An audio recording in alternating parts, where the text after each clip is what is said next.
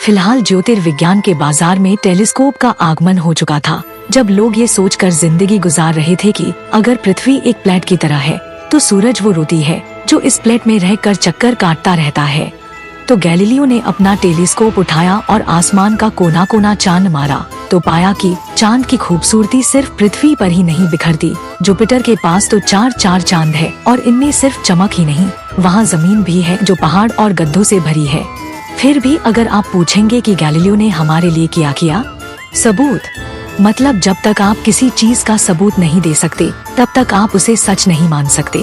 इसलिए तो भाई साहब ने टेलीस्कोप बनाए, गेंदों को लुढ़काया, यहाँ तक कि गिरते हुए चीजों को भी गौर से देखा।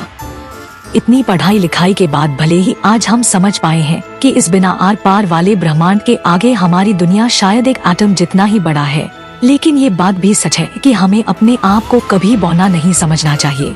शायद ये बात उस जमाने ने कुछ ज्यादा ही दिल पर ले लिया था, क्योंकि उस वक्त ये माना जाता था कि धरती ब्रह्मांड का केंद्र है और बाइबल भी यही कहता है।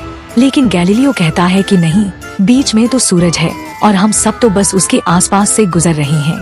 लेकिन गैलीलियो का ऐसा बयानबाजी धर्म के खिलाफ में था, इसलिए सर्च वाले भड़क गए और आम लोगों को भी भड़का दिया गैलीलियो के खिलाफ। धर्म के खिलाफ में काम करना या बाइबल के खिलाफ में बोलना माफी न मिलने वाले संगीन अपराध माना जाता था। तो धर्म का सहारा लेकर सर्च के पादरियों ने आम लोगों को गैलीलियो के खिलाफ भड़का दिया। धर्म के नाम पर उन पर मुकदमा चलाया जाता है, उनके लिखे हुए किताबों पर भी पाबंदी लगा दिया गया। फिर इतने में भी जब गैलीलियो नहीं रुका तो उन्हें गिरफ्तार किया गया और फैसला उनके खिलाफ सुनाया गया। अब गैलीलियो ठहरे अपने जमाने से आगे, पर इंसान ही तो थे, उनके भी परिवार थे, फालतू के टेंशन भी थे, वैसे भी इनकी उम्र हो चुकी थी। ऐसे में पूरा समाज इस आदमी के खिलाफ हुआ पड़ा है। ऐसे में ये क्या करते, वो मजबूर हो गए अपने ही बयानबाजी को नकारने के लिए। फिर भी वो कहाँ सुधरने वाले थे, मुंह से निकल गए कि पृथ्वी घूम रही है, तो उन्हें घर में ही नजर बंद कर दिया गया। बूढ़ा गैलीलियो जैसे तैसे अपना जान बचाकर घर लौटता है।